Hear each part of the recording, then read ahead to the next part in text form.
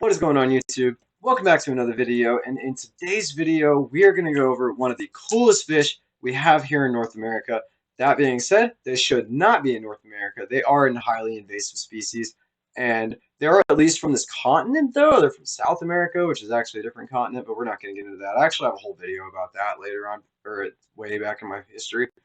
But today we're gonna go over Pacu, guys. And these are the fish that you guys always see. They're like the big ones. You see them in zoos and stuff, but they're basically big piranhas. These are also red-belly Pacu. And they've pretty much established themselves here in the United States, especially in the southern United States, like Florida. The article I found today is actually on California, I think. So they're here and they're around. Pet industry. People, you can buy these things in pet stores. Like it's not that uncommon to find Pacu in exotic fish stores. But people don't realize, like they think, oh, it's a Pacu, it's a piranha. They're small. The fish in the tank is only like this big. Okay, but Pacu get this big and this big around. Like I can't, like I'm having to like condense my hands to get in the thing. And they eat nuts, and they got these teeth. Now they also eat fish, and they will tear up whatever's in your tank with them. But they outgrow tanks. You can't keep Pacu in anything under 100 gallons, and even then, you're not gonna be able to keep them in that for very long. Like you actually need ponds for Pacu. But hey, you know what? We're gonna just read up on this article, and maybe it'll tell us something about it. I think this is about how like they just caught one. But yeah, so moral of the story I have there is, guys, don't release your pets into streams. Find somewhere to rehome them if you can, or just, you know what, research the things you're buying. All that being said, though, guys, before we get into this article, please go ahead, hit that like button, hit the subscribe button, turn on the notification bell so you never miss a video from me, as well as drop comments down below with what you guys think. If you guys ever caught a Pacu, I'd like to know. And yeah, let's get into this article. Okay, guys, like I always like to say on all these videos, I did not write this article. I do not own the rights to this article. I am simply using it as a tool to pass along information to you guys. This particular article is found at csmonitor.com. So that's the Christian Science Monitor.com.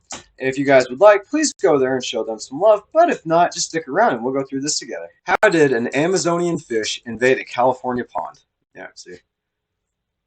The latest in a string of invasive species being introduced to natural habitats, Pacu fish, a cousin of the piranha, have been found in a Petaluma? I don't know. Let me know how you pronounce that, guys. California pond? It's actually wrong. Pacu are a species of piranha. They're not a cousin of piranha. They are actually piranha. California fishermen's latest catch had an unexpectedly human grin. When Juan Galeo cast a line in Petaluma, California pond, he expected to pull up a typical fish, perhaps a catfish. Instead, he reeled in a Pacu fish, a relative of the piranha with human-like teeth. The problem: Pacu fish aren't native to California and are illegal to own in the state, but they are widely available in pet stores throughout the United States. It landed on the dirt, and you could tell it wasn't anything we had seen before, Mr. Gallo told the Press Democrat. He said he would first try giving the fish to the California Department of Fish and Wildlife, or considered getting it stuffed and keeping it if officials did not want it. Invasive species can be highly disruptive to their newly adopted ecosystems. In Florida, Burmese pythons and more recently even Nile crocodiles pose an enormous threat to the state's native wildlife. Reports suggest 99% of South Florida's raccoon population and 98% of its possum population have been destroyed from invasive species. Outside of Florida, invasive species are also wreaking havoc in the Great Lakes region. The Great Lakes now contains a large population of goldfish known as golden carp and their cousins, the Asian carp. I actually have a video about Asian carp if you guys would like to go check that out. The golden carp is being hailed as an example of an ambivalent. You know, I thought I was going to try and say that, pronounce that right the second time, but I guess that's just staying in because I can't get the word out. Non-native species, which doesn't harm the ecosystem and is actually helping local fishermen turn a profit. However, the Asian carp is another story entirely. The Asian carp. Wait, hold on a minute. I just realized. Does that mean you can fish? People fish and eat goldfish in the Great Lakes? Oh man, that's hilarious. Oh, The Asian carp likely found its way into the Great Lakes by traveling up the Mississippi River. It's seen as a threat to the local ecosystem and the $7 billion fish industry. It's very sobering, Mark Gaden, spokesman for the Great Lakes Fishery Commission, told Associated Press. Lake Erie is one of the most productive inland fisheries in the world. It wouldn't be as valuable as by any stretch of the imagination if 1 out of every 3 pounds of fish were Asian carp. I mean, you could eat the carp. So as new invasive species continue to pop up in areas where they aren't wanted, like the Pacu fish in California, Nile crocs in Florida, Pacu are also in Florida, like I said, and carps in the Great Lakes, what can be done? Chowing down could be a good start. Whole Foods in Florida is now offering the invasive lionfish as an alternative snack. Shoppers with an appetite for the unusual could help reduce the number of invasive species in their local lakes and rivers. And the principle of using invasive species for food to cut down their numbers has been propagated by other sources as well. The Institute for Applied Ecology began an eradication by mastication campaign and sponsored an invasive species cook-off in Florida.